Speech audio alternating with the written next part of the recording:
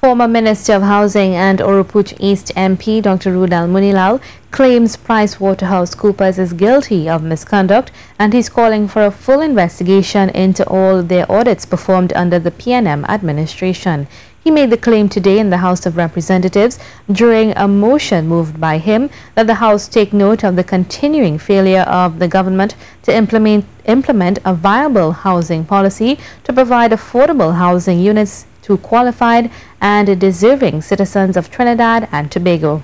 Do you know PwC is writing, Madam Speaker, they are writing the TTMF and asking for personal information on persons who have received housing, their payments detail. PricewaterhouseCoopers wrote to the TTMF. They have a privacy, a confidentiality clause in all agreements. The police, by a court order of some kind, can get information if they wish.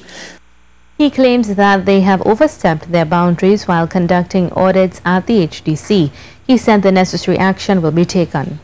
This matter is on its way to the Integrity Commission and the police. And PricewaterhouseCoopers, as they had to explain in South Africa, in India, in London, in the United States, they will have to explain under a government of Trinidad and Tobago, if not your government, certainly this government. They will have to explain themselves. Responding to the Oropouche East MP, Minister of Housing Randall Mitchell said he believed the motion might have been poorly constructed. The motion may have been poorly constructed. The motion ought to have read, "Be it resolved that this House take note of the continuing failure of government to implement an auditing policy," if that is what he has come here to talk about. Minister Mitchell believed that the details of the motion should not have been brought into the House but kept for explanation in the courts. Dr. Moonilal mentioned that the PNM government had not constructed any HDC units since taking up office, but Minister Mitchell said money had to be spent repairing units completed by the PP administration. I have persons sending me, I don't know how they got my phone number.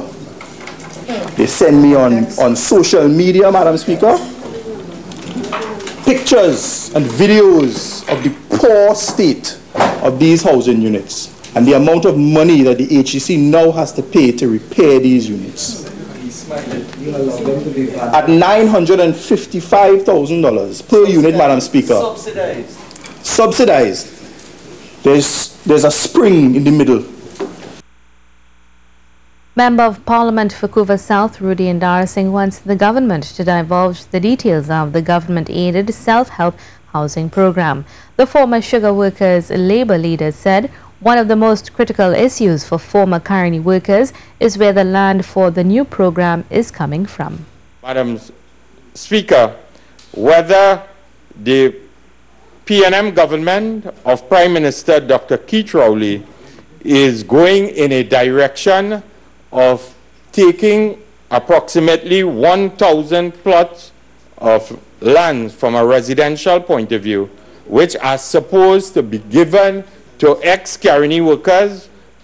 Member of Parliament for Laventille East, Fitzgerald Hines, reminded the opposition benches that the Land for the Landless program was an initiative under the People's Partnership government that never came to fruition. They promised that they would put foundation starter houses for people.